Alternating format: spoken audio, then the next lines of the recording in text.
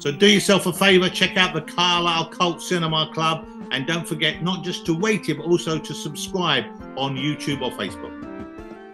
Hi, I'm Ian Ogilvy, and you're watching the Carlisle Cult Cinema Club.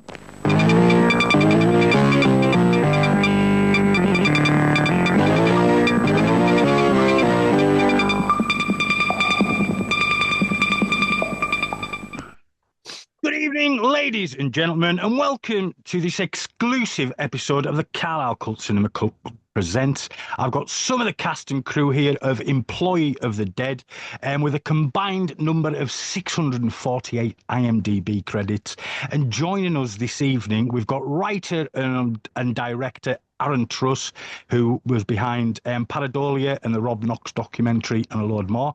Writer and actor Joe Akers from Genie in the House, The Understudy and Paradolia and a few more. Actress Ellie Rae Winstone from Father's Girls, Hot Potato and The Trap. And actor Paul Casar, from Mobland, The Detectorists, The Bill, and so many more. You've got shitloads of credits, mates.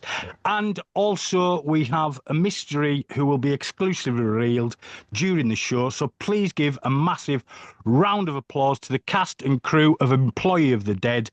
Welcome to the show, and what an honour and a pleasure it is to have you all here. Coming to do the Indiegogo, which is out soon. Yeah, well, by the time that this goes out, our Indiegogo should be up. For real. So Yes. I add. We've had so many full starts. Yeah. Sorry, I shouldn't laugh. I was actually like close to pulling my hair out about it. But if at the time of recording this, there is a countdown. Hair out, we can CGI it back in. See the hairline? Yeah, it's under there. It's a syrup. It's a syrup. It's not real. Now wrong with that, mate. Now wrong with that. Get it shown. It's an absolute pleasure to have you all here. Thank you. Thank you for having us. Pleasure to be here. No. So now I was as I mentioned earlier on, I was introduced to the work of Aaron through my review of his short Paradolia, from my mate Stuart Morris from Misty Moon. So Employee of the Dead, it's based on a short film which I've watched and I thought was very funny as well. So tell us about the origins of the original fun short from back in 2008, which is available on YouTube for everybody to watch. You do this one. I've done it loads of times, but it's your turn now. Yeah. So this was a project. It was a uni project. So Aaron was at Ealing Film School with our friend James Shoveler, and he was working in the local Sainsbury's. Aaron and I, we went to school together, so we'd known each other since we were like teenagers and everything. And he was getting a gang together to go and shoot this zombie film in the supermarket where he worked on the night shift. And so he just sort of we were just this ragtag band of idiots that just decided we were going to go and invade a supermarket. And we started like at midnight, and we were running around this supermarket until about 7 a.m. And there's one scene where, so our friend Rob was playing the store manager who becomes a zombie, but there was like one scene near the beginning where he was giving me a telling off, my character, and we probably spent about an hour or like 2 hours just shooting this one scene because we were just laughing all the time. We just couldn't keep a straight face. And then we went, oh shit, we better shoot the rest of the film. So then we're running around trying, and we only had about sort of 3 hours or something, 4 hours to we shoot lost the rest of it. a ridiculous amount of time just because you and Rob couldn't look each other in the eye because you kept making each other laugh. The menace. At one point, I remember, I think Rob deliberately undid his fly and pulled his shirt through the fly. His finger through. And there's an outtake on the original Shaun of the Dead. We didn't do that one. Employee of the Dead, where you walk in with Todd Stammers and you keep your head away from the camera because you're laughing and you're trying to get it back together before you turn to face him. And you never did in the end. You completely just broke down. I think you probably can see us trying not to laugh in that scene on the actual cut that we did as well.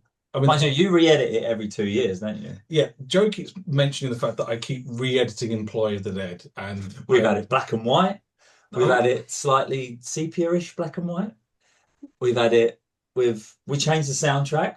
every once in a while, I'll try and go back to it and we dubbed it, didn't we? It's like George Lucas. Just Every once in a while, and every time I do it, I'm just never happy, and I just leave it, and I'm like, and I think it sort of harks to the fact that I just want to go back to it, but I don't know how to. And it wasn't until Jake watched it and was like, "This should be your feature," and that's how it started. It started with Jake one night at Christmas. He watched it and said, "This should be your film. This should be the film about the film." And a comedy idea kind of stemmed from that. Because we take the mick. I mean, I definitely take the mick. I can't help it. But it was magic that night. It was really magic. There was 5 of us, just like mates, pissing about with a camera, just completely in our element, just completely free. We had it all in front of us, and it was joy, just joy. It was one of your interviews for the Rob Knox story where you summarized it as, "Oh, it was such a laugh. It was just 5 guys in a desk." And I was like, that's not the way to describe Employee of the Dead. That's it. It's the desk. That sounds like a dodgy link. The secret desk powers. Yeah. So, you said that Jake West seen it and said, "Make a movie," and then I take it you just went round rustling up, obviously Joe to start with. How did you all get involved? Oh, well, who's that aimed at? Well, sorry, at the rest of the cast, really. Joe, Ellie, and Paul. One by one, you can answer this. Yeah. Cool. Go Oh, shall on, I Ellie. start? Yeah, go on. Ladies first. I'll do the honours. So yeah, I went to see the Rob Knox documentary, which my dad was actually in, and I thought it was incredible. But Aaron was helping out with a podcast interview. I think it was before the actual film was shown. I think it was. Yeah, we spent some, because your dad was doing a podcast for Start Raving Cinema before the screening. That's the one, yeah.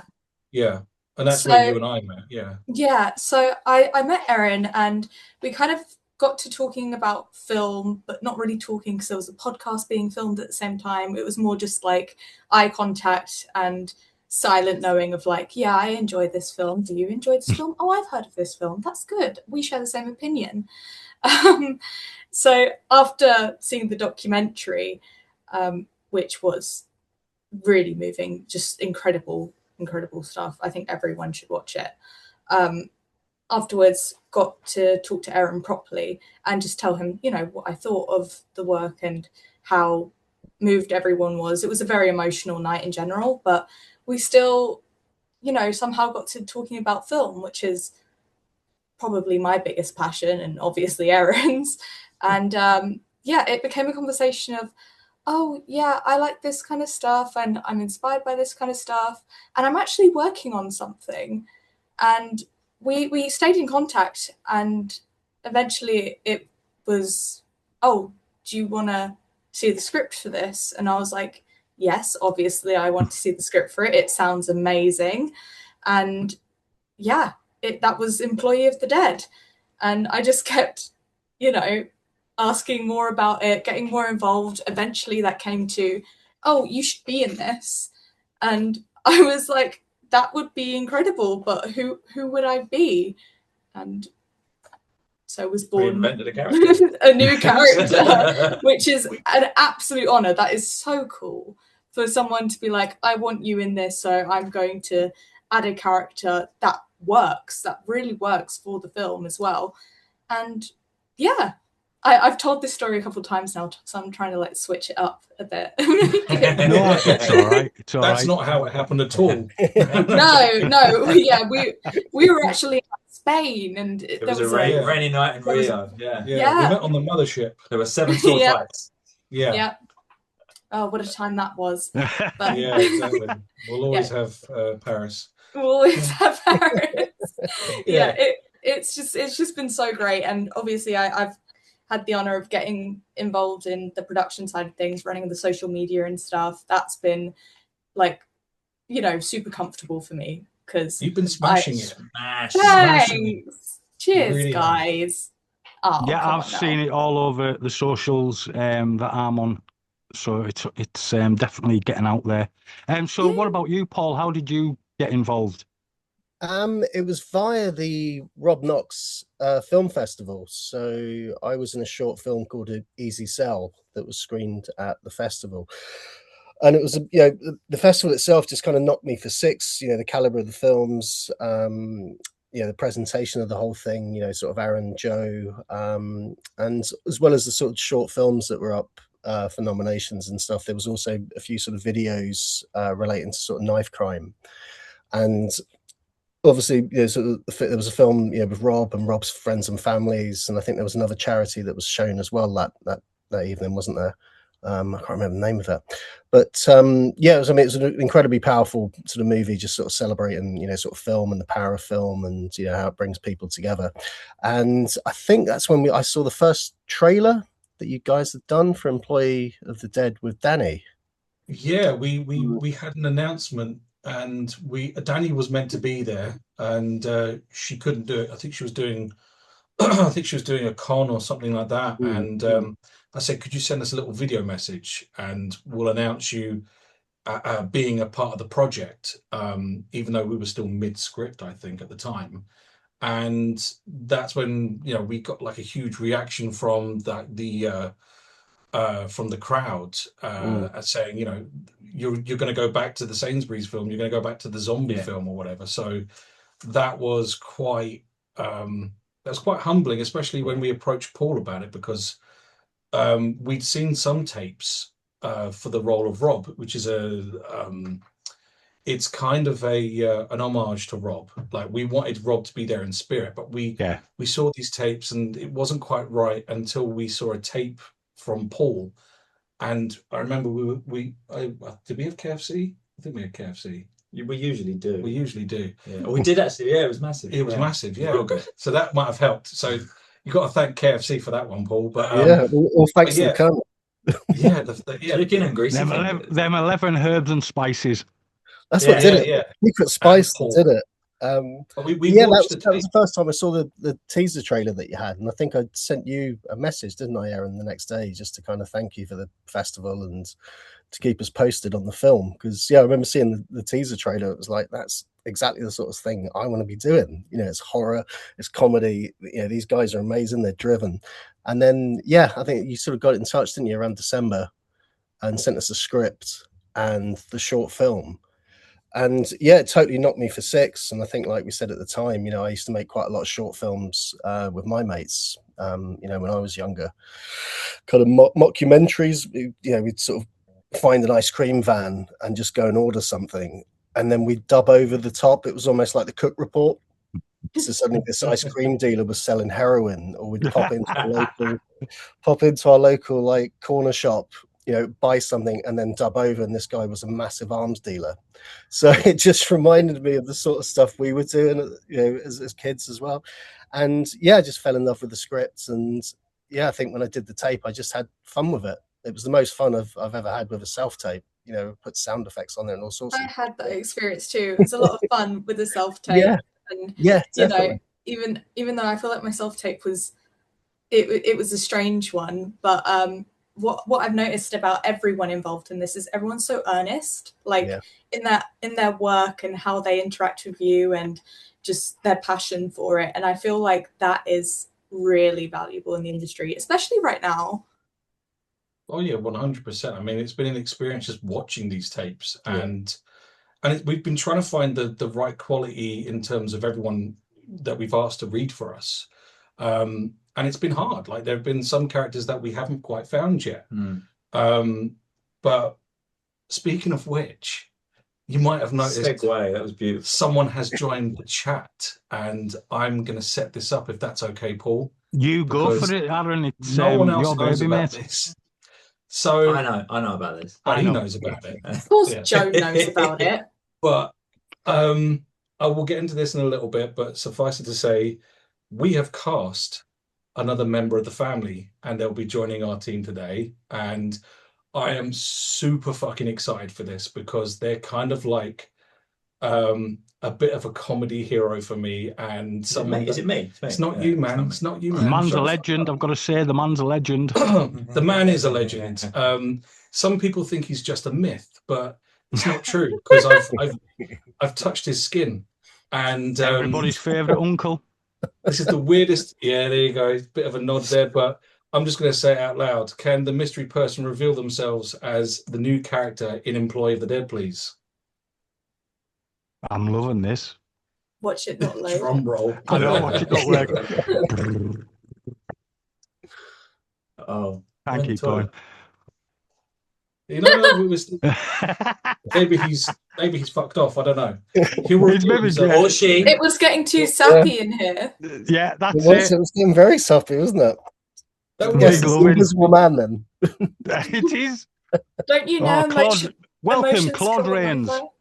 I just love the suspense. Yeah, I love the suspense. Well, if I could keep going with the drum roll, I would, but I've run out of breath. Aaron, you got Tommy Wiseau. I got Tommy Wiseau. Oh, I've just had a message from this person saying they can't hear anything. Oh, I did not connect to audio. I did not. Hang on. no. Oh, hi. This is superb. I'm loving this. Believe it or not, this is all getting kept in. No. I'm not editing anything out. Oh, it says connecting to audio, so maybe they. Oh, here we go. Here we There we go. go. Oh shit! Oh, wow. Connecting to audio. Is this the legend himself? We're gonna. I'm getting a text, so it can't be good. There's a They drum can roll. hear. I can- All right, I'm not going to do that really great intro again. So Paul, you just have to We edit it out. So can fix it in post.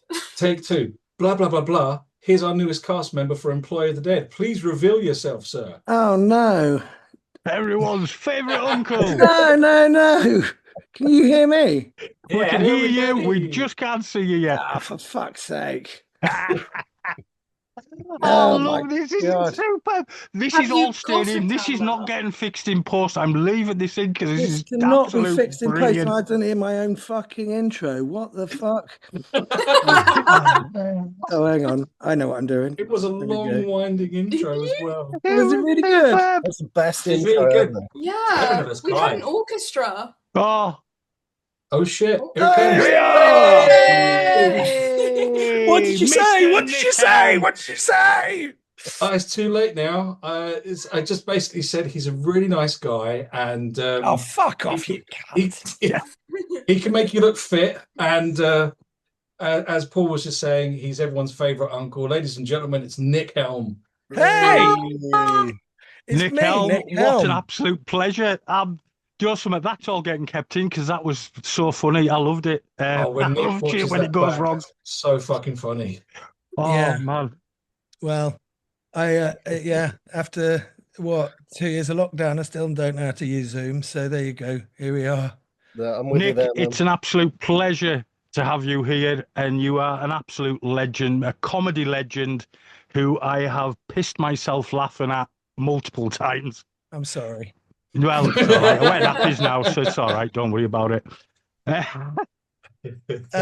Yeah, great. Well, what have we been talking about then, guys? So, You. well, we've just got to. Well, yeah, we've got No, to the no, we part haven't. now where. How did you get involved in this wonderful project, Mr. Helm? Well, as Aaron told you, No, I haven't. No? I left it.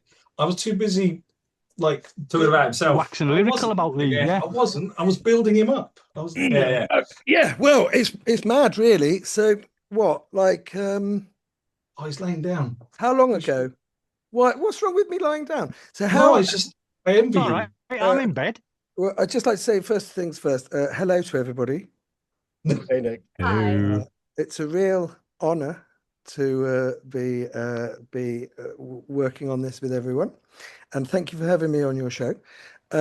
So, like, what? When did we meet, Aaron? Like 15 years ago? Yeah, so I'll start it off. I remember seeing Nick on TV on Russell Howard, and it was when Russell Howard was doing skits for New Comics. And, you know, sometimes they were great, sometimes they weren't as great. And sometimes they were Nick Helm. And that was the Only time. once for them. Only one time. Yeah. And he was just brilliant. He announced to everyone he was going to do 5 jokes.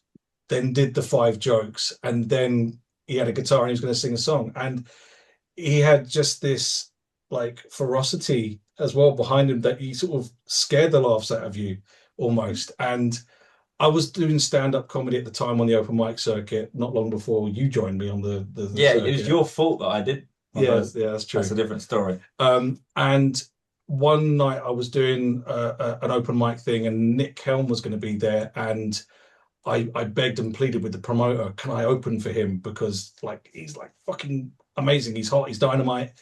And he said, yeah, go on. You probably didn't need to beg that hard, to be fair. No, you were getting so much heat from Russell Howard, and you were starting to pop up. So this must have been around 2010, 2011, I think. Probably around about that time. And I sucked, but you were great. And well, I don't remember the gig, but I do remember you, and we had a photo together, and and it comes up on my like memories on Facebook every so often, and I'm like, who is that guy? And then the other week I went to, so I haven't seen you in years and years and years, right? Yeah. And then the other week, my friend was doing like an improv gig in London Bridge, and I don't live near London Bridge. I live up north, like North London, which is like another country, and so I was like borderline whether I was going to go or not. And then I went, and then I got a drink, and I was walking up the stairs, and then this guy accosted me outside the toilets, and he said, that is his move. That's where I hang out. That is his move. Yeah, I heard this. And he said, Nick. And then I was like, yes. And you did look familiar. And then you told me about your project. And then we like had a chat about horror movies on the stairwell while I was going up. And then he said that he'd written this thing, and that if in an ideal world he'd want me to be in it. And I was like, well, great. Yeah. And then we exchanged details, and he emailed me, and then I auditioned, 2 days ago? Literally, yeah. I sent over details about the character, because essentially the character was written 2 years ago. And I remember saying to you, I've got Nick Helm in mind. Remember Nick Helm from Uncle and whatever? And and we kind of put it to the side because we weren't casting or anything at the time. It wasn't until we got to the promo and we met Paul and Ellie Rae and we got Dani on board. And then we kind of just left it and thought, let's just do the promo and the crowdfund, and then we'll worry about casting afterwards. And if we're lucky, we'll send Nick's agent an email or something. But dear Lord above had other ideas, and he decided to throw Nick Helm at me, accost me outside a toilet, of all places. Got How him weird. at his most vulnerable. That's it. Yeah, I just urinated, so I was feeling quite good about myself. You were really comfortable. You were in. Yeah. And I was about to go and watch some improv, so in the toilet. You were in. You were afraid. So I was a bit like, oh yeah, I'll chat to this guy. So I don't have to go in there. Don't have to go in there. And, yeah, it's weird. And you weren't meant to be there that night either, were you? I wasn't. It was someone's leaving drinks at work, and I wasn't feeling great at all. And like, we've gone through 7 heat waves now, and I just wanted to go home. I'd been editing all day, and I just thought, you know what, maybe just one. Like, something inside just said, just go for one and it'd be fine. And bump into Nick Helm, which it's mad because we both weren't meant to be there, and it kind of just snowballed. And I remember texting you saying, I've just bumped into Nick Helm. How fucking weird is that? Yeah. And then it just snowballed, and then when that stuff happens. It's just so weird. A lot of that has happened sort on of this stuff project. happens. Like there's so many things about this business that is just coincidence, where I went to that screening and then that person. Well, that seems to be with everybody who's in the film. You've all met kind of through the Rob Knox thing, or bumping into each other, and it's the universal jukebox. That's it. I mean, and a lot of my career has been like that, and I just think that when you kind of like, you work really hard for stuff, and then all of a sudden a load of coincidences all align with each other, and then that'll be your thing. And and it's kind of like you just have to make the most of those opportunities and say yes to stuff and be like, yeah, I'll do that. And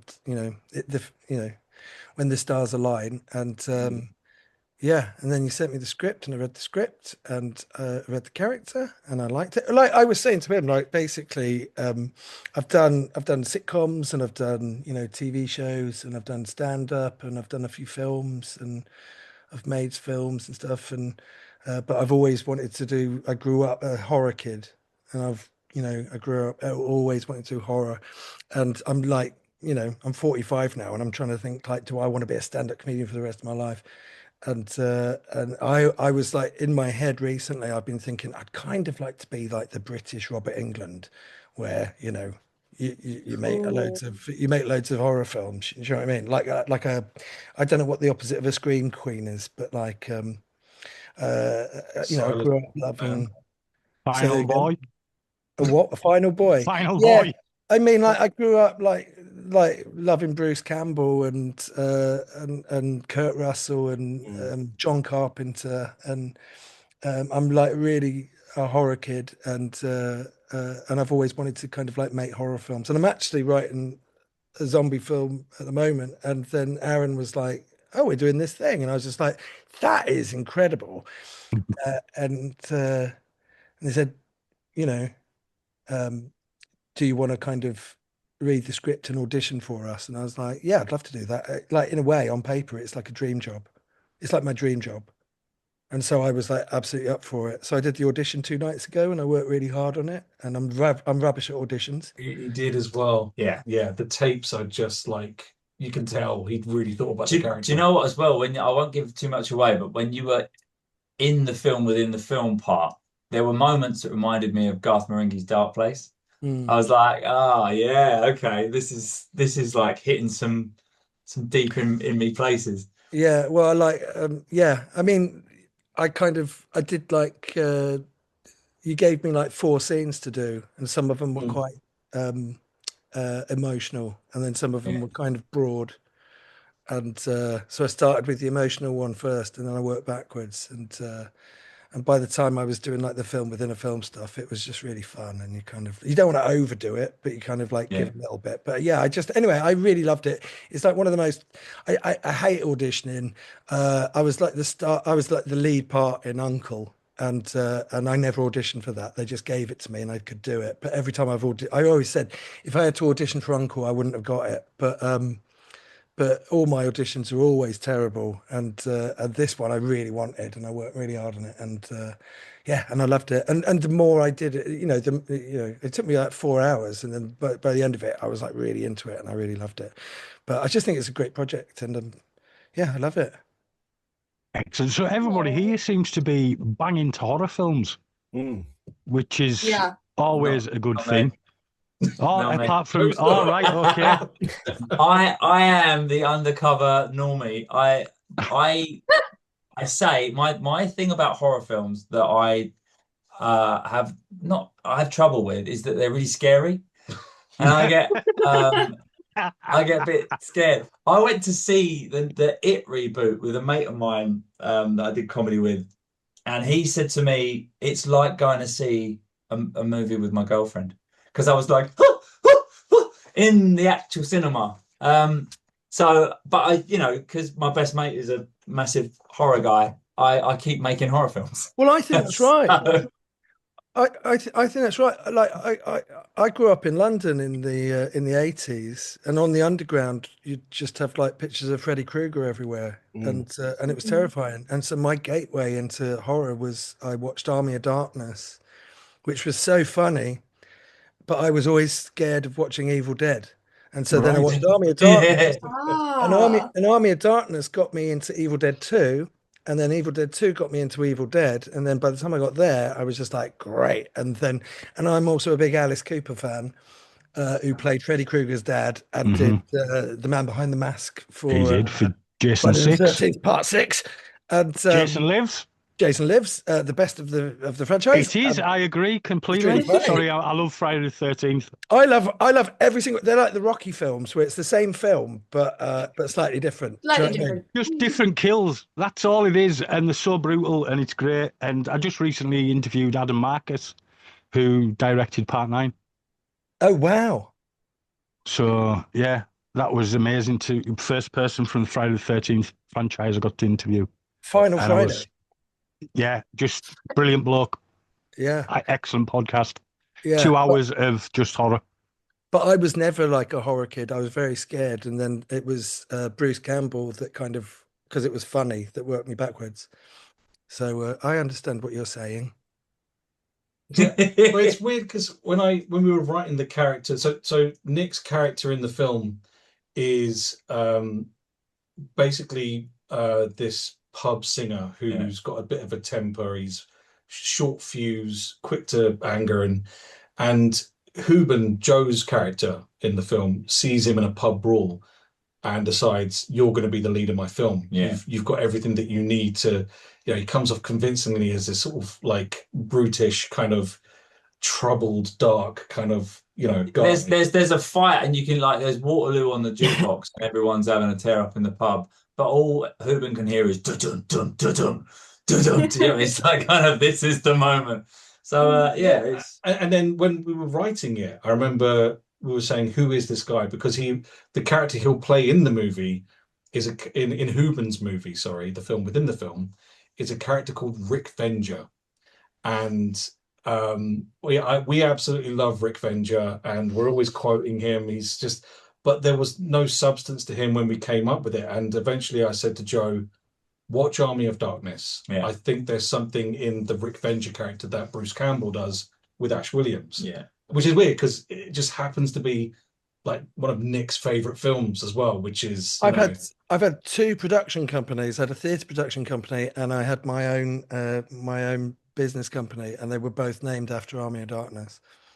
That's fantastic. You were saying on the phone last night, it's got the best opening line. My name is Ash, and I am a slave. Yeah. Yeah, it's just fucking brilliant. Yeah, like as soon as because the video box was trapped in time, surrounded by evil, low on gas, and I was like, that sounds funny, so I rented it out. Sounds like our filmmaking experience. Yeah, it does. And like I was telling you last night, wasn't I, Aaron, that I got a copy of it on VHS, and I'd watch it until it wore out, and then I ended up buying like 4 different copies of it on VHS and I wore them all out.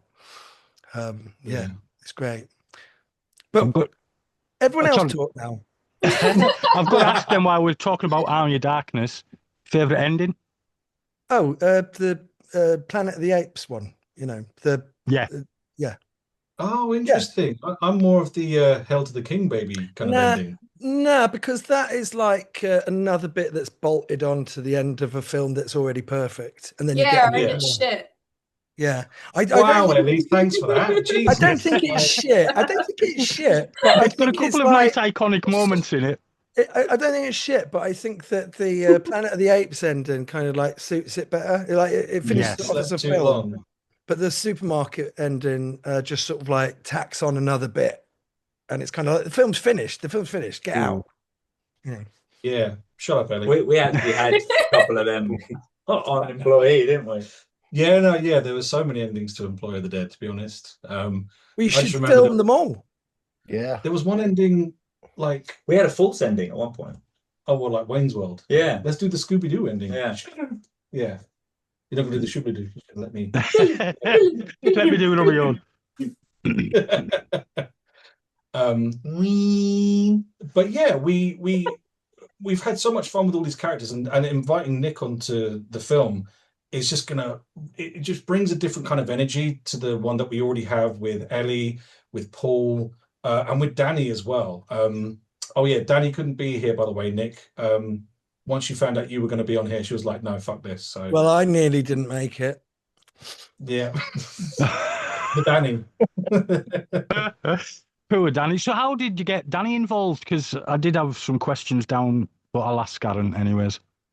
It goes back to Rob Knox, where she appeared in the Rob Knox story. I didn't shoot her segments, but I had to get in touch with her when we got to the sales, like when we started trying to sell the film to different distributors, and I had to get a permission to use her likeness and whatever, because there were no contracts signed originally, and we kind of just stayed in touch. She watched the documentary. I asked her to come on board with the Rob Knox Foundation and the film festival, and we kind of just became friends like over the years through the charity work. The same with Ray Winstone as well.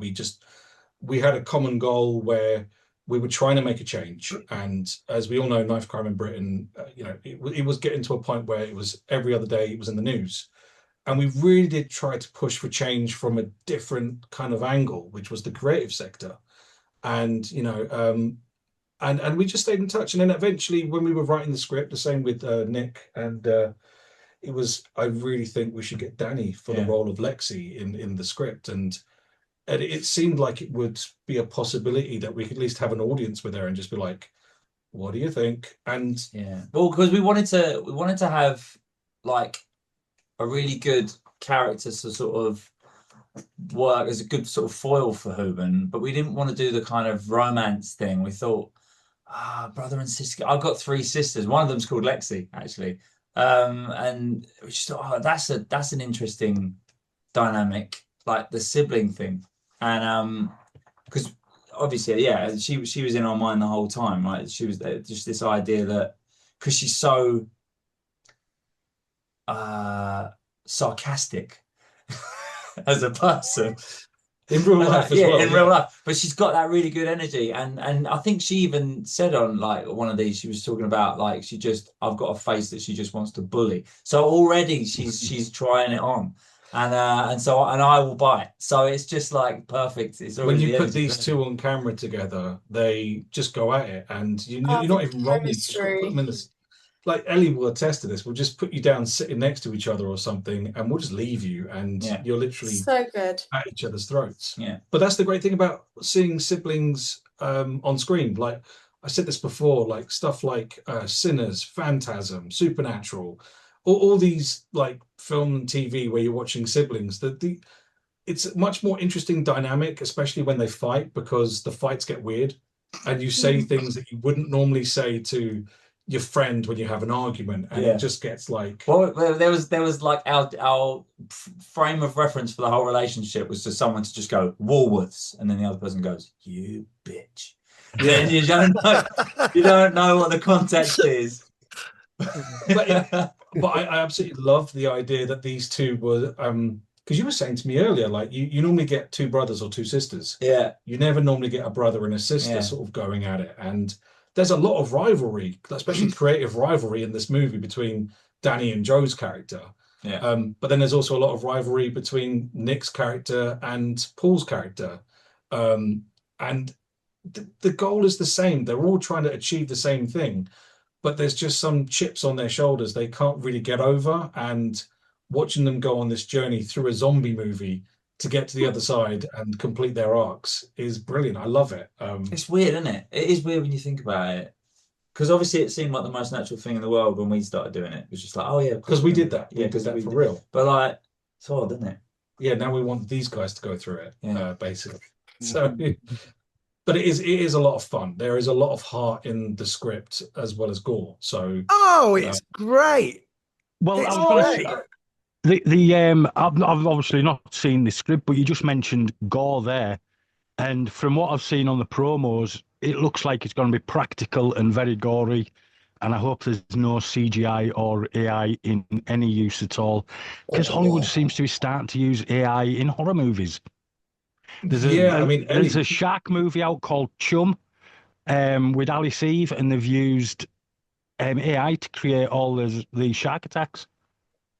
Why? Well, our good friend Jake West is out shooting a shark movie right now called He is. And I can tell you there's no AI on that film. So, He can't even spell AI. Exactly. Whatever, man. So I'm just trying to get over Nick saying he loves the script, because that's just like, it's great. It's great. Yeah, it's the heat wave, man. It's the heat wave.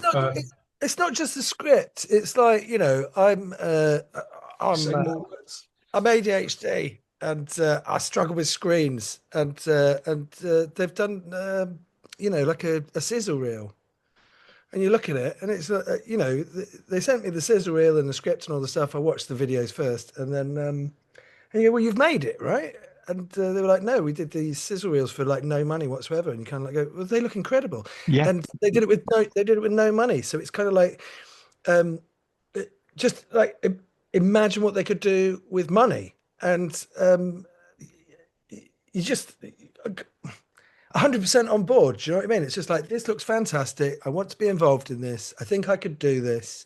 I want to work with all these people. It looks Nick amazing. says funds us. Say again? Us. Fund Nick us. says fund us, please. Yeah. Give us your fucking money. We That's need it. you. Get on Indiegogo, folks, and get some money spent on it. But not that we need your money. It's that you need to give us your money so that you can see this film. It's incredible. Yeah. Exactly. Yeah, that's it. It doesn't get made otherwise, which is. But like we were saying with the practical effects, because I wanted Ellie just to say a little bit about the face tear, which was my Which first looks look at it. impressive on the reel I've seen. It Yeah, felt I mean, impressive. Ellie, you It should was talk about your amazing. experience because I love hearing about what you went through. I mean, also, I will say with obviously no AI in this film whatsoever. But I will say AI and CGI are two different things. CGI artists are very cool people. That out the way. The practical effects, oh my god. We worked with Robbie Drake, is it? I always mix up his last name with someone else, another Robbie I know. Robbie Drake. He was absolutely incredible with what he did on that night in Romford. We had a very strict timing on our shoot. It was getting late and it was nearing midnight. I felt like a very bloody Cinderella. He basically fitted this prosthetic to my cheek perfectly off one image I sent him holding a 10-pence coin. So I just sent him a selfie, and from that he scaled the bite to my face. And in between shots, I ran up stairs in the mall whilst the guys shot another scene downstairs, and he applied it to my face, which he did so fast. I love prosthetics. I think they're really, really cool. I was telling a story about how I've got a huge latex patch in my carpet from where I was trying to make bullet wounds and stuff at 11 years old, and I spilt it everywhere. I think it's a very, very cool art form. He stuck this onto my face and we ran back down. He was like, okay, I've got to put a bladder in your cheek now, which out of context is a crazy sentence to say to someone at 11 p.m. That's not where bladders go. No, the anatomy's all wrong. What are you doing, Robbie? But that is where the blood sits in the cheek. And I had this huge pump going round my ear and down my back, and Robbie on the floor. And we had one shot to get it right because we were running out of time, and it had to look right. It had to be acted right. The shot had to be correct. The staging, because I get grabbed from behind and bitten into. And it worked. It was a lightning in the bottle moment where from the minute I heard action, I kind of blacked out, but I had complete faith in the effect. And I think the results speak for themselves there. But you had, I think you had one take, didn't you? It's one take. One take. That was it. Because there's so much blood that comes out of it, and it got very sticky very quickly.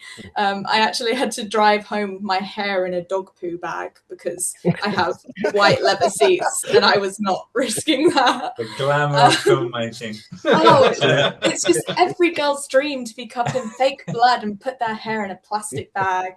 But yeah, it was fantastic. I have so much respect for practical effects. I mean, you mentioned John Carpenter earlier, Nick, and The Thing is one of my favorite films. Oh yeah. Well, amazing.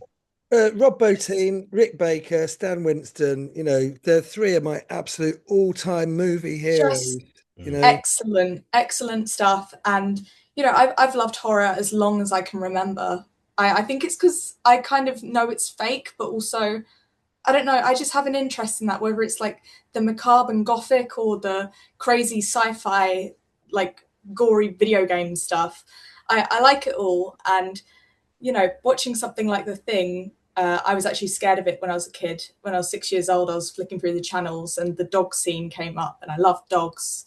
But now I have such an appreciation for it that whenever I see someone able to create an effect as powerful as the cheek bite in Employee of the Dead, which we will reshoot, again, reminder, we did that with like no budget. We can do so much more. It's just fantastic to see what comes of it. Yeah, absolutely Yeah. brilliant. Now, with it being a full-on zombie film and in a supermarket, there's got to be some Dawn of the Dead Easter eggs. There is a few little nods and references that we've put in there for Romero, and we tried to cover a lot of like bases, but we don't want to fill the film with references. No. We want to make our own stamp. We do the odd nod here and there. There is a loving nod to Night of the Living Dead, because that's one of my favorite like zombie films of all time. It's still really eerie, really creepy. It reminds me of I suppose because it's the way it's handheld and the way it's low budget and the way it's shot. It sort of gives me those Orson Welles War of the Worlds type vibes, you know. And there's a sequence where we're actually gonna. I don't know if any of you guys are Star Trek fans, but there was an episode of Deep Space Nine where they put the crew of Deep Space Nine onto the Kirk series, and Trouble with you know, Tribbles. the Tribble episode, yeah, Tribble, they're like 40 years apart. And it was done so well. And I was thinking of another film that did this as well. And I thought I'd love to put Joe's character, when he has this epiphany of the fact he's going to make a zombie film, to actually put him in the scenes, like brief moments in Night of the Living Dead, because it's public domain. And I was going to say, yeah, you can do. Then let's go, you know, full throttle with it. I had to watch that one. Yeah, to understand what was going on. I did definitely see that one. I suppose in a way, Danny's like the Barbara, but from the rebooted Night of the Living Dead. In a way, the film within the film and the film itself are two different entities, but they do run parallel with each other. So the themes that appear in the film within the film, so Nick's character in the film within the film, is kind of like what Joe's character wishes he was. You know, the bravado, the Bruce Campbell, the Snake Plissken type character, to stand up to his boss at work, and he just can't, because it's real life, you know, and he gets lost in this fantasy, and he creates this Rick Venger character who takes out all these zombies in a supermarket invasion, and I suppose he's living the dream, and he's trying to get other people to live the dream with him, because he's convinced that the people around him are just zombies living the 9-to-5 grind, and you know, going from till to checkout to coffin, you know. And he wants more than that. He wants to be able to break out of that and make a movie. And making a movie is hard. We know it's really fucking hard, but Houben doesn't realize this until it's a bit too late, when he's in the thick of it. And that's what makes the film super interesting for me, because it's like Nick, we were saying, and Paul, we were saying this before with you, with it's like living in oblivion. It's like you know, it's I love films about filmmakers, you know. I was watching Shadow of the Vampire the other day, and I forgot about film completely. I absolutely love Willem Dafoe and John Malkovich. It's, for those who haven't seen it, it's a what if Max Schreck, who played Count Orlok in Nosferatu, what if he was a real vampire? Yeah, that's amazing. Murnau was trying to film this film around a real vampire, and the vampire's killing off the crew, and it's just such a great concept, but it's still filmmaking and mad directors and producers, and I love seeing that on screen, especially for something like this, which is very indie. I think that's something that you related to a lot, Paul, as well, with the script, I think. Yeah, no, definitely. And you know, I think it's really lovely to give the audiences like a sneak peek into what happened, in terms of filmmaking, because it's all a bit of a mystery, and I think everyone just sees the glamour, the film at the end on the cinema screen. So when you open that little gateway to show people what actually goes into this, those ambitions, the hard work, what it takes to make a movie, I always find they're amazing stories, because there's always stories within those stories. Like, as we said, the film within the film. So there's themes that cross over, from the real world into the fantasy world. And I just think it's really fascinating. And in terms of the whole kind of indie thing at the minute, I think there's a real revolution happening. I think people are sort of tuning in to sort of indie ideas. Some fantastic ideas out there, some amazing directors, some brilliant stories, and I think we're starting to see a bit of a revolution here. And I think everything what you guys are doing just really channels that beautifully. You guys have worked so bloody hard on this. You've got an incredible script. You've pulled some amazing people together, and it's exciting to be on board with that. And I think the other thing as well with the whole crowdfunding thing, I think it's incredible because it gives people a chance to be a part of that journey. I think it's like we said, would it be lovely to see this on a screen and sort of turn to the person next to you and say, yeah, I helped make this happen. So it's a real opportunity to bring that in and just to bridge those little gaps between audience and filmmakers. So it's all in there, and it's kind of that's a big part of the film itself as well. So I think people have started getting a bit sick of the big budget superhero films, and that's why there's a lot more independent things coming in. It's all been kind of done before, isn't it? And I think a lot of the scripts are suffering as well. There's a few the big films I've seen recently, and the scripts are pretty dire, to be honest. Blockbuster fatigue. Well, it's almost like writing by numbers now, isn't it? There's a place for blockbusters. Do you know what I mean? And everyone enjoys blockbusters. And Back to the Future is a blockbuster, and Jaws is a blockbuster, and Star Wars is a blockbuster. That's great. But I also liked, watching, The Jerk with Steve Martin, or like the rivers of Madison, the bridges of Madison County with. Do you know what I mean? It's like. It's like everything's great. Everything relies on each other. But when it's just blockbusters and just churning out superhero films, it's kind of like, where are the little small films that you can go and see that aren't high stakes? That aren't like, like this. I've never been 100% into Marvel, but it felt like it was telly because you had to just like watch one after the other, and it's like, whereas something like Tim Burton's, like Batman Returns, that's like a work of art and it's a standalone piece.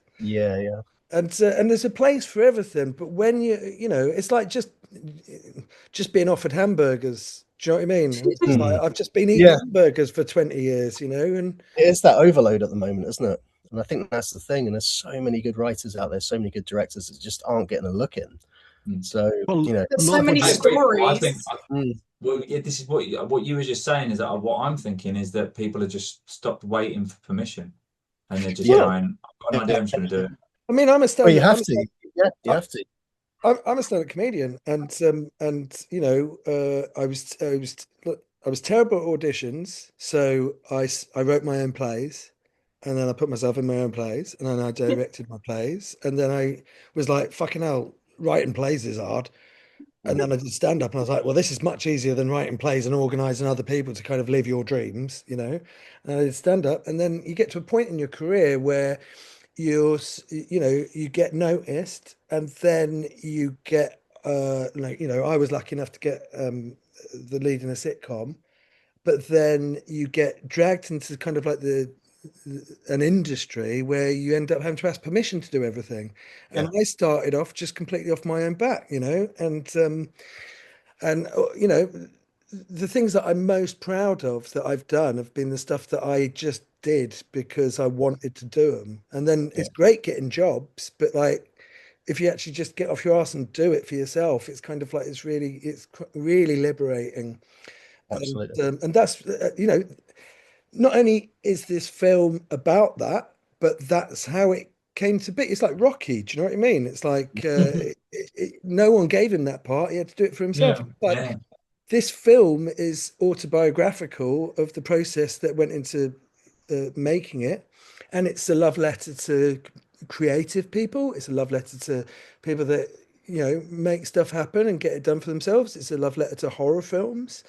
And on that, it's kind of like, I love Sam Raimi. Sam Raimi is one of my all-time favorite directors, and I thought his Spider-Man films were great.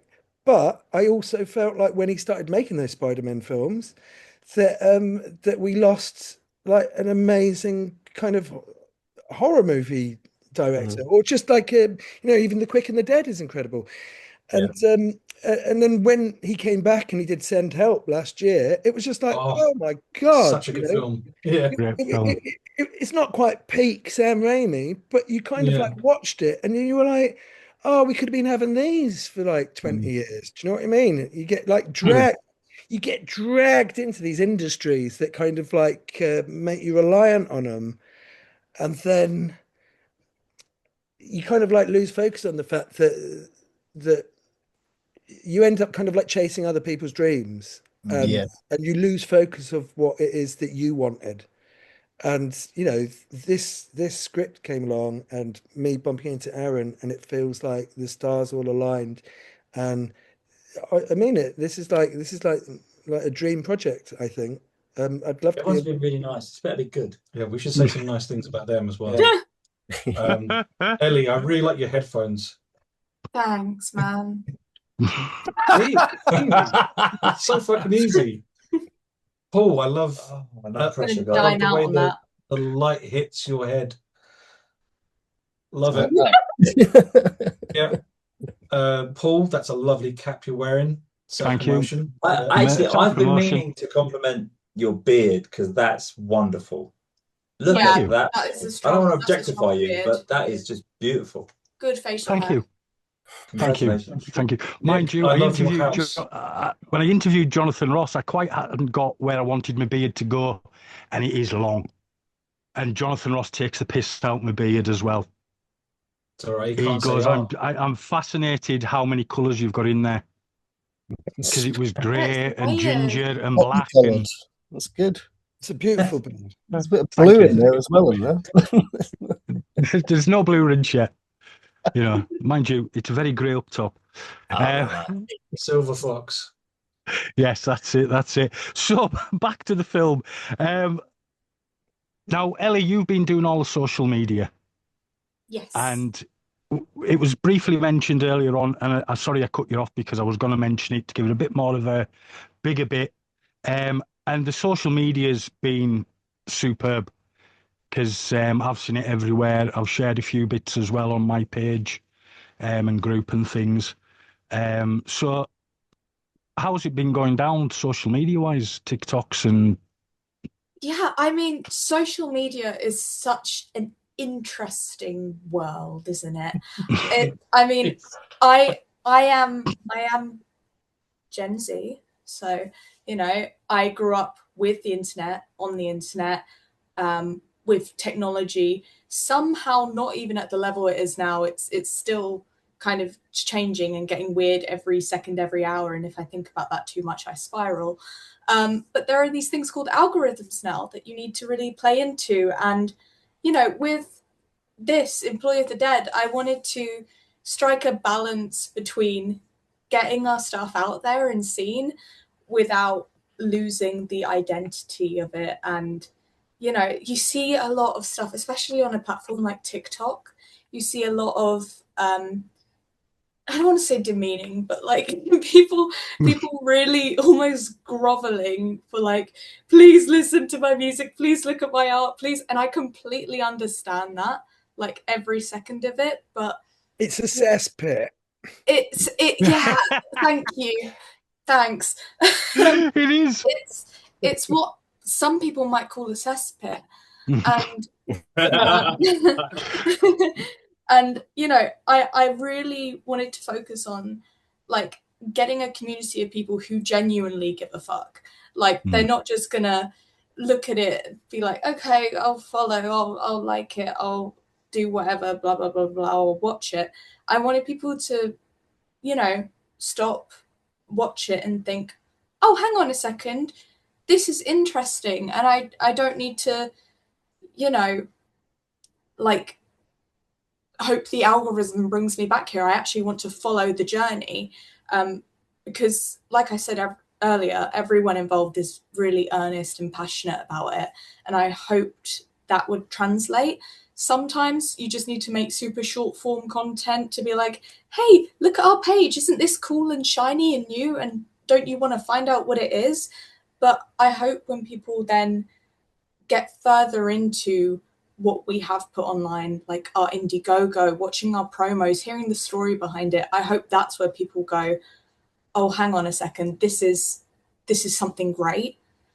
And yeah, social media is a strange one. It can either be an incredible tool or like the worst thing to ever happen ever in the history of anything.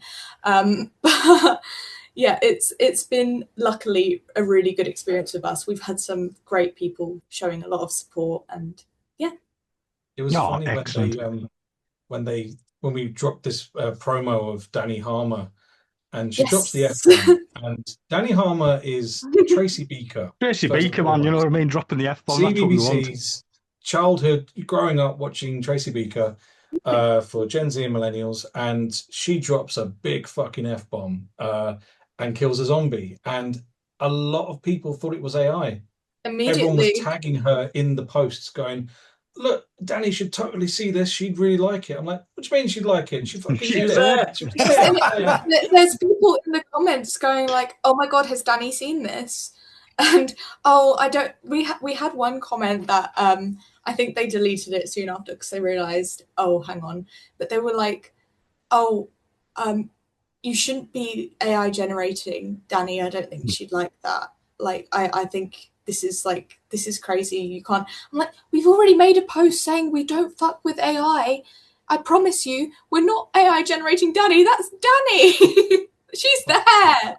You just respond, guys. Don't worry, we won't. Yeah, don't worry. You know what? I think though it is perfectly valid that people are paranoid. I'm not even saying paranoid, but more concerned about the content they're seeing online and what's real and what's not. It's you know, cesspit really is the word for it. There's too much AI appearing all over social medias as well. And it's not good. It's a lot of it is just lame slop, rubbish stuff. And whatever, guys, watch a film. Yeah. Well, I mean, watch the fucking film. Fucking brick. One of the things that I love about films, and one of the things I love about horror films, when you look at The Thing and Rob Bottin and what he did, and even Rick Baker on American Werewolf in London, you know, it's not photorealistic. It's not like, or if you go back to King Kong and you can see the thumbprints on his fur as he's being like stop motioned, you know, and what I love about it is that it's actual people that have used their hands to make this thing, and it's not that you believe it's real, it's your suspension of disbelief to go on that journey. And you know, it's like oh, if you could remake Jaws, you'd make the shark look better. Well, I don't know what a 25-foot great white shark looks like, and if they were going to remake it, I'd like it to look like Jaws, because that is what that shark looks like. It's effective. That's Michael Myers. Do you know what I mean? Yeah. That shark in Jaws, that's what that shark looks like. And if you're going to remake it, I don't want to see a realistic shark. I think the fact that you have that suspension of disbelief when you watch it, that by the time you get to see the shark, it's like, yeah, sure, it's a rubber shark, but you believe it. And it's not about, you know, you have people say, I don't know what it's like to be Gen Z. That's fine. You're not missing much. But it's like, do you remember a time before the internet? No. Mad. Right. So, it's like you have modern audiences that really struggle with practical effects, and it's kind of like everything has to be absolutely realistic, and it's kind of like, what I like is, I mean, maybe I'm kind of like slightly autistic about this, but what I like about it is that you can see that people have made it. Army of Darkness, his hair is a different length in every scene, you know, because it took them 18 months to film it, and they didn't have a hair and makeup department, obviously. but like his hair is different. But I love that, because you can see the fact that they fucking emptied their pockets to make that film.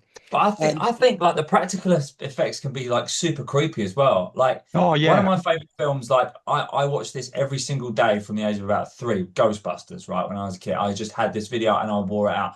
And Ghostbusters 2 every day. For some reason, I was really, really obsessed. But there's this one bit where Dana is sitting in the chair her armchair, and all the hands come out and start grabbing her. And it's obviously some people that are inside the chair with their hands coming through, but because they're like genuine hands, like it's just really creepy. Wait, I And I love remember seeing. animation. It's No, no, it's it's same practical. vein. Proper the actual No, but hands. it's the. Oh, is it? Yeah, Wait. yeah. I thought it was. It was creepy. That's what it was. Thanks, man. Yeah. But yeah, no, you got a fair point. I mean, But like then- it's the same with. Oh, go on, Nick. Well, I was just going to say, like, Evil Dead 1, it was a bunch of 18 to 20-year-olds in the woods that were just making stuff out of rubber gloves. They, taped a camera on a plank and they ran it through the woods. And it's like, it's Evil Dead 2, they take a step up. Army of Darkness, there's so many different elements to it. When you look at Jurassic Park and Titanic, when they're using a combination of miniatures, bigatures, CGI, practical effects, when it's all like being mixed together, that's great. When it's just CGI, it's kind of like, well, it's computers. But when you're watching Jurassic Park, the reason why Jurassic Park is still so good is because your brain can't process what they're doing in each shot fast enough, and it's a mixture of different disciplines. And when you watch the when was it, the 2014 when was the Evil Dead reboot thing? 2013, the original reboot. And what was great about that was they did practical effects and they used CGI to enhance the practical effects, but it was practical effects. And so there's this amazing kind of like combination of using CGI and practical effects. But I think I'm just kind of like, I'm so bored of CGI really. And my, like, going back to me, my dream is to be like covered in, syrup and red food colouring and just be spattered in blood. Well, it looks like your dream is about to come true. But I know exactly what you're saying with CGI. It is kind of, the practical's got to be there. So I'd rather see bad practical effects. Yeah. Because, you know what I mean? That'll keep you in the film, whereas bad CG takes you out the film. Yeah, of course. Because you go, that's a computer. Whereas I was going to say, with Nick, practical can keep you in a film, and you're like, they've got very little money. It's great still. Yeah, no, sorry, I was going to say, with Nick talking about Jaws there, have you guys seen Zombie Flesh Eaters? Yes. I think that was the first horror I ever saw as a kid. And How old were you? Oh, fuck. Geez, I convinced my parents to hire it out of the video shop because I was obsessed with the poster. And they watched it and it was like, you're absolutely not watching this film. So they went out on a date and my grandmother was looking after us. So I snuck in and watched the film and it totally fucking ruined us. But I think I was about 5. But I do remember the shark and zombie scene. Yes. Yeah. So cool. Well, funnily enough, I've just met half the crew of Zombie Flesh Eaters a couple of weekends ago in Weird Worcester, and I got them to sign my original Zombie Flesh Eaters VHS. Amazing. And it's a strong uncut one with the little sticker on as well, which I collect the video nasties. I've got them all on VHS. I collect VHS. What can I say? I'm a bit of a sad man. Shout out to Jake West for Video Nasties, the definitive documentary. Yes, which is a superb doc. Yeah, 1 and 2. I love the second one as well. Why am I zooming in? I don't know. I'm being very serious. Evan, a filmmaker. Watch Video Nasties. I don't know why Jake that West. zoomed in all of a sudden. Felt very intimate. Make sure you check it out. Yeah. Paul will have been a child of the Video Nasties era when these films were in the shops. I was lucky; I had no censorship at all, apart from porn. We had a brilliant little video shop called Item One, and they just let us hire out anything we wanted. Well, like, I can remember. And we're like, yeah, of course they are. Yeah, I can remember being about 7-year-old, 8-year-old, come home from school. My dad had just got a video player. And he was putting on Dawn of the Dead. And he went, sit down, son. You'll enjoy this one. And I'd been used to watching the Hammer films on the BBC double bills and all that beforehand. Well, I remember when, I can't remember what year it was, but maybe 1984. And there was a news agent, and they rented out videos. And you could rent out Thriller. and Thriller was a music video. But you'd John rent out Landis. Thriller and then the making of Thriller, and it was like half hour with the thing. I was so scared of Thriller. I was so scared of the song that when they played it at like birthday parties and stuff, I'd have to leave the room and like stand on I my own. love Thriller. Absolutely terrified of Thriller. But yeah, you mean you just rent out a music video with a making of on it, and amazing. And I would say that I've got a copy of that as well somewhere.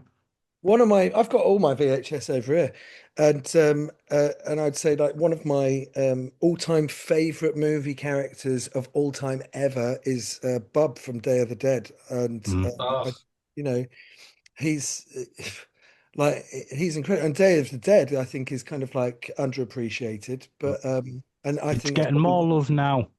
I think it's my favorite out of the three. You know, I liked Dawn of the Dead. I thought the remake of Dawn of the Dead was great as well, but I love Day of the Dead. I think it's fantastic.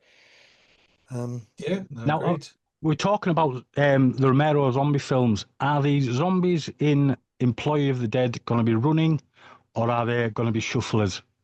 We got asked this a few times, didn't we, Ellie, about the zombies and what the zombies were like and what were our rules for it. And I think we're more sort of focused on, they're not running zombies because Hubin's trying to make a film with classic zombies, and you know they're dead. You know, they're not 28 days later zombies. The modern law need not apply. Excellent. Yeah. That's what I like to hear. I like my shufflers, mate. But we're trying to sorry, Paul, I was just gonna say we're trying to focus more on the characters of the zombies, because we're not just looking for, you know, middle-aged men in makeup and being zombies. We want them to have certain characteristics. Like Romero had this with the nun in Dawn of the Dead. You know, so I've got that written down on here. Are we going to see any nuns or nurses like in Dawn of the Dead? Any nuns or nurses? That's the name of my biography. No, don't call it that. No. In God We Trust. In God We Trust is going to be my book. So yeah, we are focusing on characteristics, and you know, you'll see in the promo that we had an Arthur Dent zombie, which we put in there, which is actually my younger brother in a dressing gown and slippers and pajamas. So I just thought that was a great characteristic. We had Sing Lal from the Video Dungeon in Romford. He was a zombie as well. We I've had got that Paul written down again. Nice to see Sing as a zombie.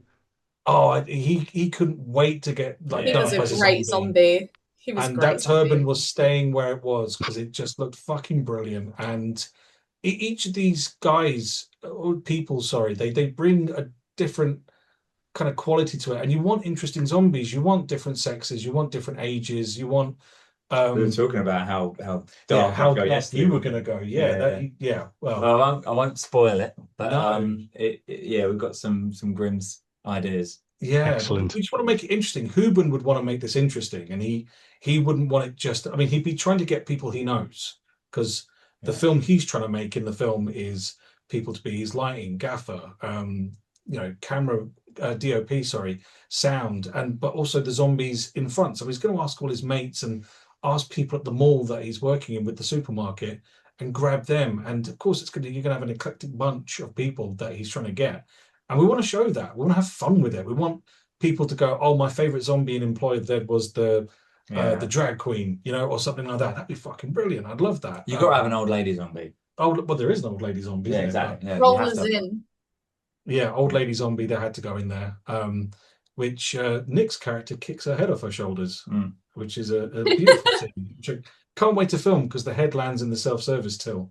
And you get that little gag of unexpected item in the bagging area. Which is probably the proudest thing I've ever fucking written. The head flies through the air, lands in that stupid automated basket thing that always tells you, where's your points card? And I'm like, see, I'm getting it from a wallet. All right, calm down. Give us a chance. So you've also got the great Simon Boswell involved doing the score, who's done so many great scores. And again, I met him at Weird Worcester, and he told me how he got the Smiths or Morrissey to sign off the use of Panic in Demons 2, which was a great little story. He lied. Yes, he lied through his teeth. Yeah, he lied to Morrissey, the little bitch.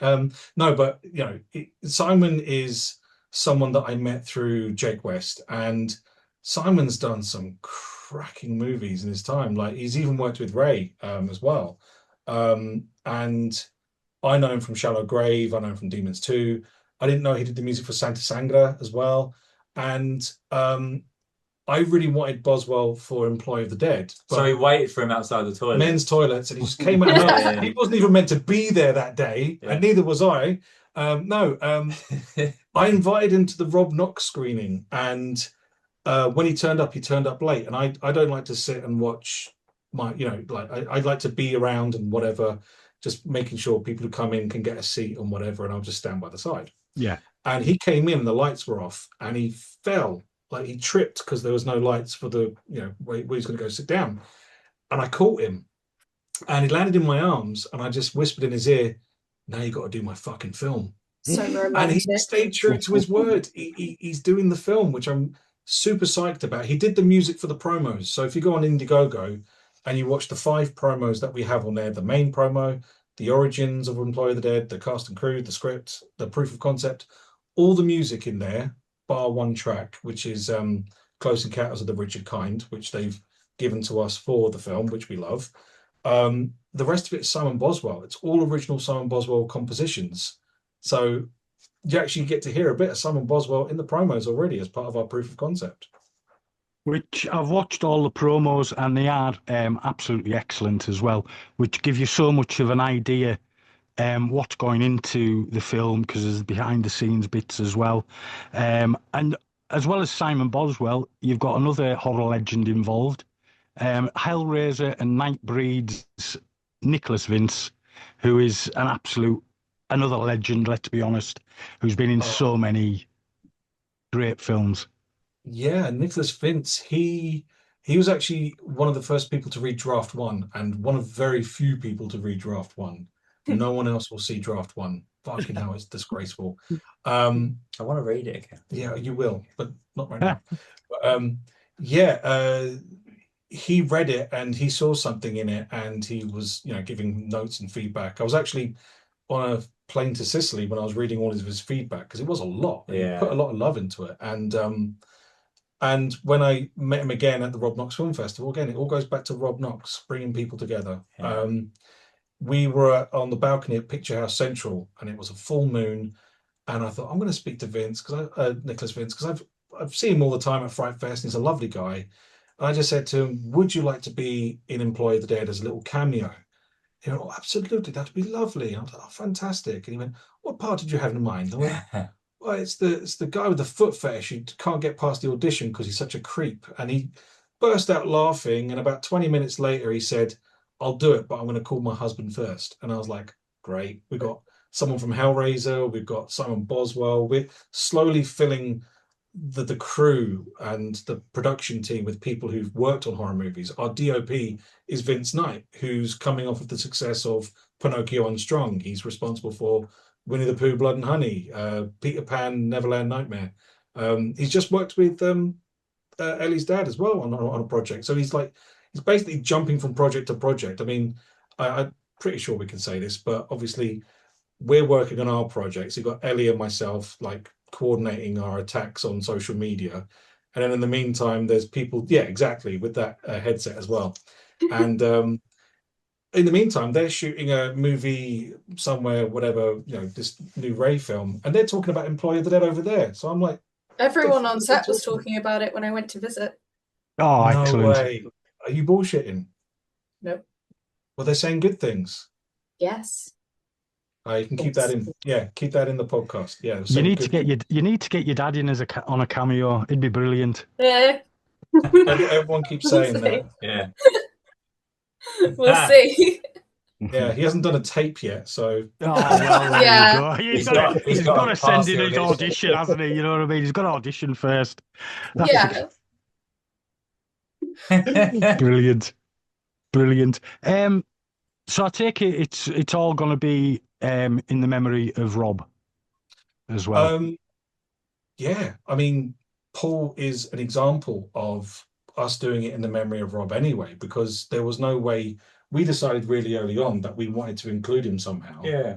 And we just thought, well, let's make him a character. I mean, he was there when it started. He was always there, and sort of weirdly, he's never been far away from all the stuff we've done since. You know, obviously the documentary was all about him, but you know, there's elements of Rob that have kind of always been present. You know, we kept getting back together with the original gang to make. We made a short called The Understudy, which was basically us all getting back together, and we kind of. Yeah, that was a weird one because we all met for a drink at one of my local pubs, and we all sat down around this round table. It was really weird. And you just re-edited Employee, fuck off. No, I didn't re-edit Employ the Dead. We sat around this round table, and there were 5 chairs and only 4 of us. Yeah. So there was one chair empty, which we sort of clocked and went, "Oh crap, that's quite sad that there's a 5th chair here and it's vacant." And I think that's when we decided to do a short horror comedy called The Understudy, and we did it under the same conditions that Employ of the Dead was shot in, which was write it, cast it. Well, that didn't take long to cast it because it was only us 4. And edit it and turn it around in 48 hours. One day shoot in one location. It was the same kind of parameters, wasn't it? We kind of cheated because our card was buggered. We filmed for a day. Oh yeah. And then we realized the SD card was. Oh yeah. It was knackered, and we were like, we have to go back and refilm everything, and it was the worst. But we were better that time round. The second time, because we learned the script. Yeah. Yeah, you actually put any lines. That helps. Yeah, we went back and we tried to recreate it, and we included Rob in there as a voiceover of the monster, the ghost story. So when you hear the ghost in The Understudy, it's actually Rob. We just manipulated his zombie voice from Employ of the Dead, so we got to keep him in The Understudy. So when we came to write this, because we're going on, aren't we? Yeah. But when we come to write this, obviously we thought, okay, well we're doing Employ of the Dead, so we need a Rob. Yeah. We need a Rob. We never thought we'd find one, and we had quite a few tapes. Just like for Nick's character, we had quite a lot of tapes, and it just didn't feel right. It's some of the tapes, and I'm not saying they were bad performances. They're just we're looking for something tangible. Yeah, exactly. And when, again, I say this, like, Paul is a brilliant actor. He's a fantastic comic actor as well. If you haven't seen Detectorists, sort it out, because superb. That double act yeah, exactly. Simon and Garfunkel, they're brilliant. Yeah. And Paul just had this energy and it felt like he really got it, and he put his heart and soul into the tape. And again, we all 3 of us shot up, Jake, you, me, and we went, call him. We need to call this guy and bring him on board, because he's got that kind of lightning in a bottle thing that Rob had. And I genuinely was worried we weren't going to find anyone. Yeah. But when we saw Paul's tape, it was like, oh wow, we found Rob. So oh my God, we don't have to worry about that anymore. Sorted. Yeah, and in a way, that's our tribute. Yeah. Oh, excellent. That means a lot. No pressure, Paul. Sorry. No, that means so much to us, because, I mean, obviously, when you got in touch with the scripts and sent the short, like I think I said earlier, there was a lot I could relate to in terms of the stuff I was doing with my mates when we were kids.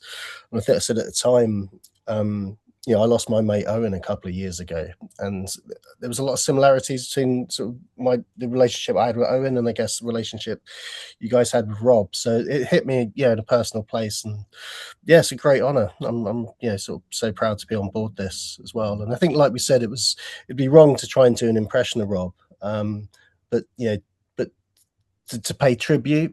And having there with us on set each day is going to be amazing. But that's what I looked at when I watched the shorts and stuff. It's like just again, it was just Rob's energy. He kind of there was a little light in his eye somewhere. He's all over this. Yeah, no, definitely. It's what's brought us all together as well. So it's a massive honor for me. So thank you guys. No, you're very welcome. Absolutely excellent. We're not specifically dedicating it to Rob. I mean, we probably will, but we kind of really want to dedicate it to the indie filmmakers who are trying to make their project happen and are not in a position that we're in, but also the people who've tried to make their own projects and stuff over the years who aren't with us anymore, who didn't really get that opportunity, like Rob. And Paul and I just often refer to them lovingly as the Cowboys. The Cowboys. But we were when we were shooting the promo stuff as well in Romford, there were lots of people kind of milling around that were just sort of in the shopping mall at the time, and there was this group of youngsters that were kind of just off the side because we did some of it in the cinema, and they were kind of watching from a distance, and then sort of a bit later on they came over.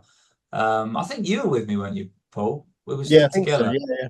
Yeah. They came over and they were like, "Oh, we're film students and we're That's right, studying up the road from here, and you know, we just wanted to say like it looks really, really cool." And I was like, "Well, look, find us online because this is the name of the project. Like, go on Facebook or talk to us on one of the socials, and like you can come and kind of help out and get some experience, sort of thing." They haven't messaged, but the Yeah, I'm That's sure they down to will. them. That's down to them. but like this is, you know, when you see the next generation that are kind of interested, and you kind of go, well, this is what it's all about. This is who these are who the characters are.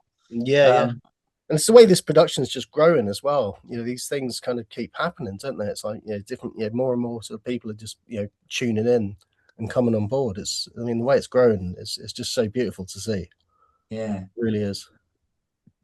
Thanks, buddy. So let's finish off with about the Indiegogo campaign and what are all the perks? What can everybody get for donating to this fantastic project?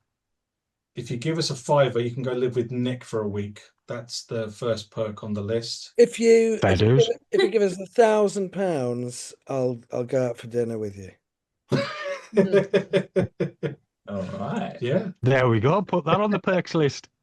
Seriously, we do have Ellie, myself, and Joe, and the rest of the team. Adam Brown, huge shout out to Adam Brown and Nacho Mathwakos as well, who are part of the production team. They're the guys you don't see running around like headless chickens. I was saying to Horror Hangout, I think it was the other day, that Ellie has this advantage where she's in 2 WhatsApp groups, one with the crew who are running around, everything's on fire, freaking out. It's Severance. It is Severance, yeah. Thinking about it, it is, yeah. 2 groups. One is super lovely and chill, and Dani's there, and it's like, "Hi guys, it's so lovely. Oh yes, oh so excited, blah blah blah." In the other group, fire. Yeah, sorry. Hellfire. It's mostly, it's actually Adam's but it's fault. still very fun. It's still very fun and good All of vibes. It's literally Everyone's the worked chat very where hard. I'm like, make it fucking work, make it work. And, you know, why isn't And it it worked. working? Yeah, that day when we were meant to launch last week on Indiegogo, and we were like, it's 11 o'clock, are we live? And Adam Brown says no. I'm like, fix it. And I'm freaking out. And we're, you know, Ellie's like, I've just launched the social saying we're live. Like, get out of social. Like, you know, it was pandemonium. But yeah, Ellie has this lovely advantage where she gets to be in both worlds. She gets to experience the best of both worlds. And we had this long conversation about perks and what was the best way, because I said to the team, I didn't want to just put perks on there for the sake of it and just have physical and whatever. I wanted people to come on board the journey with us. I wanted them to have, you know, to be able to give them experiences. So as someone was alluding to earlier, was the fact that, you know, you can get a personalized video from the cast, like choose a cast member of your choice, whatever, and they'll be in the middle of filming something. They'll just film something on their phone, and then, you know, however many months later you go to watch Employee of the Dead, you'll see the scene and go, oh, that's where Nick Helm stopped, you know, and shot me a little video, and I know exactly where in the film my video was shot. And I think that's a nice little, you know, little thing to have. Obviously we've got like the signed scripts, signed posters, you've got the Blu-ray, you've got the digital copy. Those are sort of like the normal things that you would get on a crowdfund. But then we're actually giving away costumes from the movie. Costumes are actually worn by the cast, which you can take away with you. Ellie might actually have some hair on the back of hers from the fake blood. And what else have we got? We got tickets to the premiere as well. We've also got the Horror Hangout Q&A, which you can be a part of, where you're guaranteed to ask a question and have a chat with us online, like, you know, all of us, you know, crew, cast, which is going to be just as fun as this, you know. Hey, you can be in it. Yeah, you can be in it as an influencer. So there's a specific scene in the film where we need a whole bunch of influencers either slagging off Employee of the Dead or praising it, and they're actually going to have their screen time, and they get to work remotely on their phone. I'll direct them, send the footage in. You're going to be on the big screen. So, and hey guys, we'd love to see you at the premiere. Yeah, exactly. The premiere is a big one because it's going to be a bit of a champagne event, because, you know, we're going to throw out the red carpet for it if we can get some. I think there's a carpet shop in the actual mall. Yeah. Yeah. So Green we'll carpet. do that. But we want people to come and celebrate, the completion of the film with us and see the film on the big screen and get pissed with us afterwards as well. Because why not? But Sounds you like can a also get plan. the executive producer perk as well, which is like the full package. You get everything, and you even Yeah. get a costume film to go with it. Well, that all sounds absolutely fantastic. And I've got one more question for everybody. Everybody's favourite horror film. We've been talking horror. Everybody's mentioned different horror films. Well, we know Joe's. Favorite horror film of all time. I'll go first just because I already know it, and I was saying to Nick the other night, I watch it every Halloween. It still holds up after all these years, but I'm a huge Universal monster movie fan, like Nick is. I'm not even wearing this deliberately. This is just what I wear. This is my. It looks like spunk. What is that? Yeah, it's spunk. because when I watch horror films, it's the Bride of I love them so Frankenstein. much that I spunk all over myself. It's Bride of Frankenstein. It's Bride of Frankenstein. But look, of course, that's my cushion. It's Frankenstein. That's my other cushion. That's a fucking. That's fucking all of the icons. Funnily enough, Paul, there's one for you if you can see it. That's there we Dracula. go. Zombie Flesh Eater's cushion. Oh wow! You can't see it. Yeah. There. Oh, that's very cool. I've got my Frankenstein book here. Oh, wow! That's great. I don't have a large collection of things to show, so and I'm wearing an Octopussy t-shirt, so not a great kind of look. But Nick's basically said my favorite horror film of all time is The Bride of Frankenstein, James Whale, 1936. I want to say. No, 31. No, that's Frankenstein. No, that was Frankenstein. That was 31. It was Bride of Frankenstein 36, as late as that. I think so, yeah. He was some time afterwards, yeah. But yeah, it's my favourite horror film of all time. Well, you'd know. And what a great, it is fantastic films. And I watch the Universal horror films still to this day.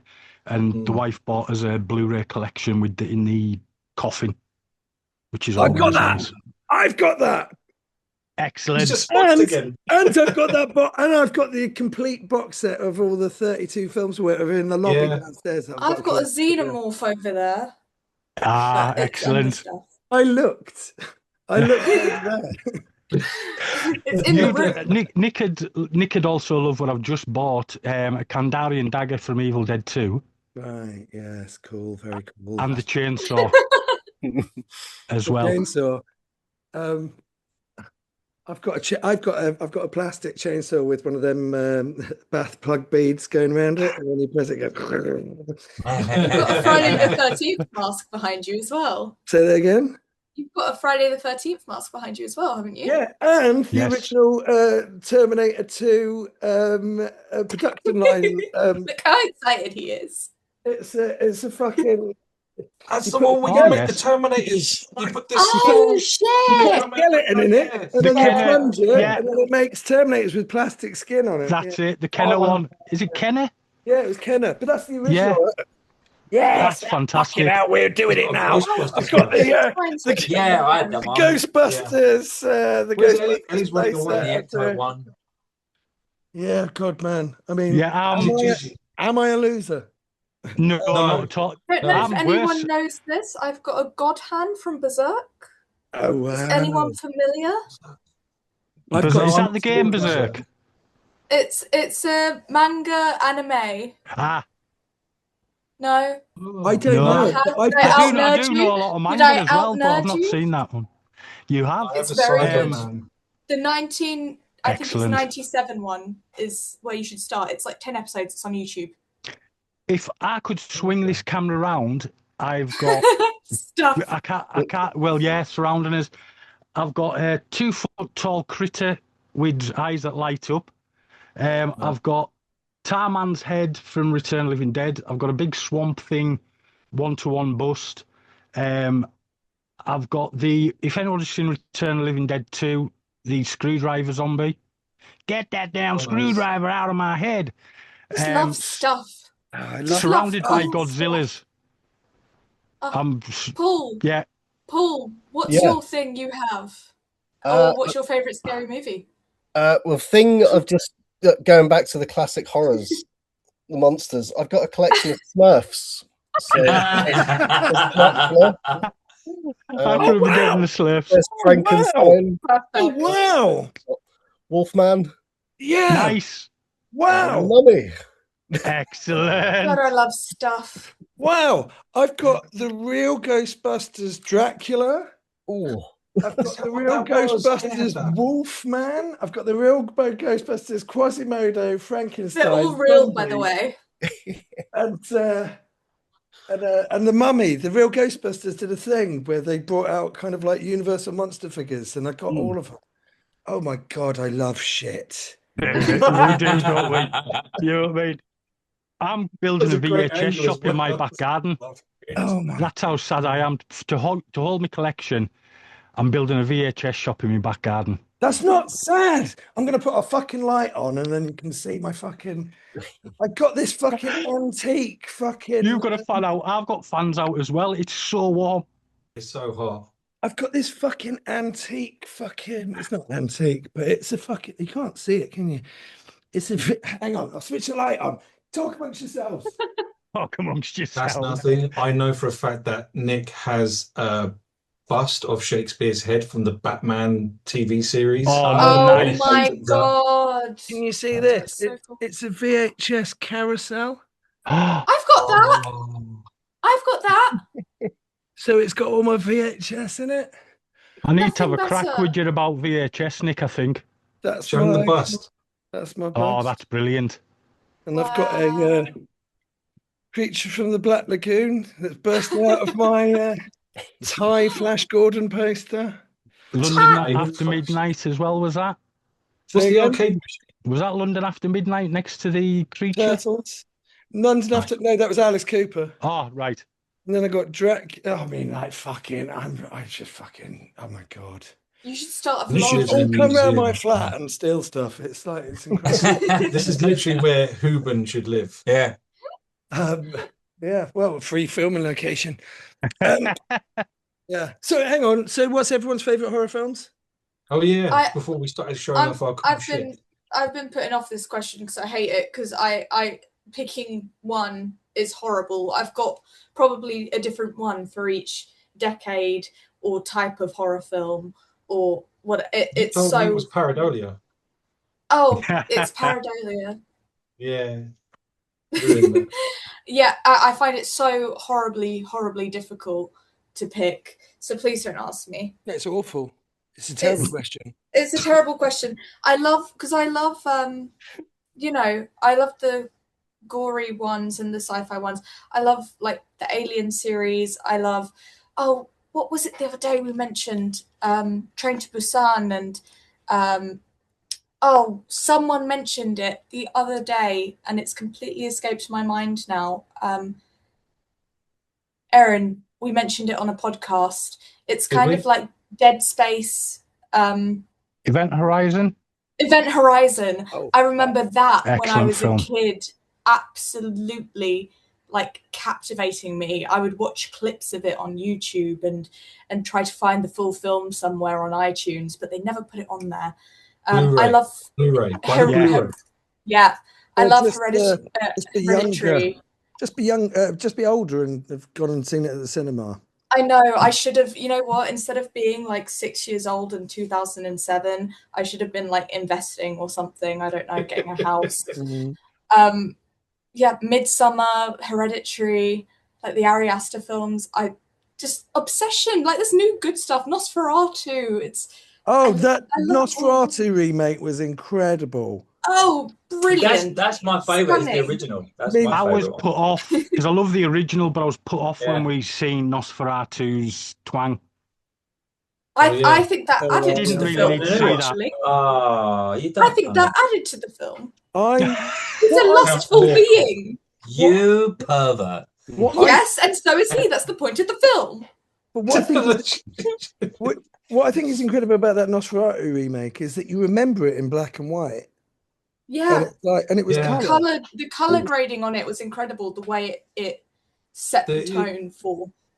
So Robert Eggers said that Batman Returns was a huge influence for the look and feel of Nosferatu, which I thought was just incredible. Really? So very cool. Yeah, but yeah, Paul, you answer now because I can't land on a singular answer. Yeah, I mean, I'm kind of torn between Romero's Dawn of the Dead, but probably The Exorcist, which I actually watched it again the other night, and yeah, it just holds up. Still a powerful film.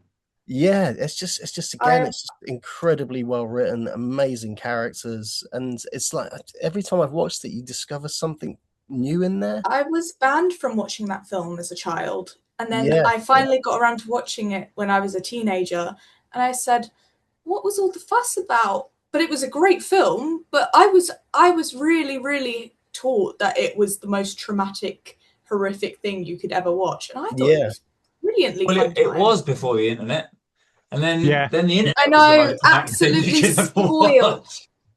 Yeah, too many links in the classroom. And what about you, Nick? I mean, I don't know. You can't really answer it, can you? Army of Darkness isn't really a horror film, but it's my favourite out of that lot. My favourite Halloween film is Halloween 4. My favourite Friday the 13th film was Friday the 13th Part 6. Universal Monsters. I love Frankenstein, Bride of Frankenstein, but my favourites are The Wolfman and The Invisible Man. I'm the same with that. I'm the same with The Wolfman. The Invisible Man is absolutely fucking incredible, though. And, you know, I really love Dario Argento, so Suspiria. But I think Deep Red. I love Deep Red more than Suspiria. And then you got Brain Dead. I'm just looking around. It's annoying because you'll kick yourself later for what you didn't. I tell you what. So I love horror. I love Bruce Campbell. I actually really like Freddy's Dead: The Final Nightmare. But I would say, like a film that I never really gave that much. I think Lost Boys. It's not my favorite, but I think Lost Boys is really. I never liked it that much, and then when you watch it, I watched it again recently at the cinema, and you go, it's genius because it's multi-generational.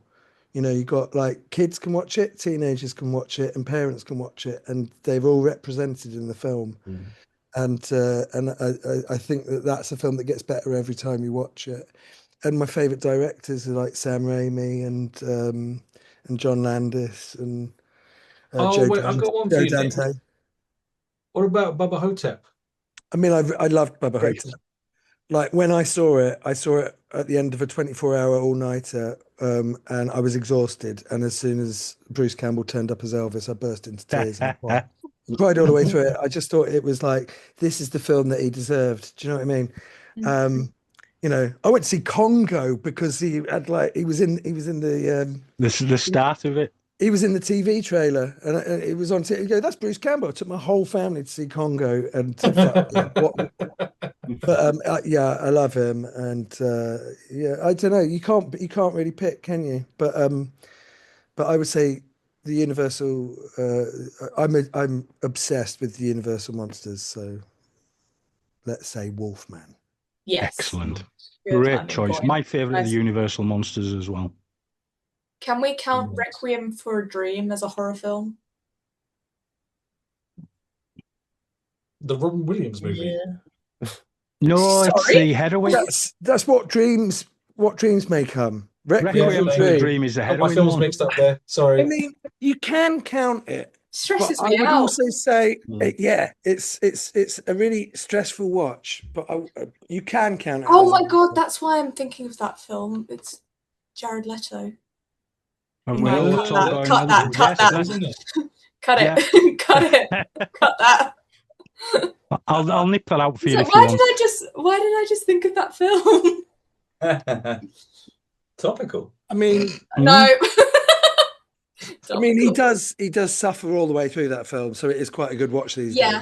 Yeah, nice. Hopefully, he'll suffer in prison. Yes, shame he was Skeletor in that excellent He-Man film. Yeah, shame he was so good in Masters of the Universe, because he was fucking incredible. I was in the lobby. I was like, even if this film is good, I reckon he's going to be terrible. And then you come out and you go, he was pretty much the second best thing in the film. I still haven't seen it. Oh, he's excellent. It is. Luckily, you don't see his face, and you can't really tell it's him. Yeah. The sex tape. Oh no. No, Joe. No. Topical, Joe. Oh, brilliant. Oh no. The immediate Aaron immediately. Cut all this out, please. Do you want me to? Do you really want me to cut all this out? I will if you want me to cut it. I'll cut it. What, does Jared Leto talk? Yeah, it's just funny. It's just he's a pervert and a horrible little man. Let's be honest. 30 Seconds to Summer joke.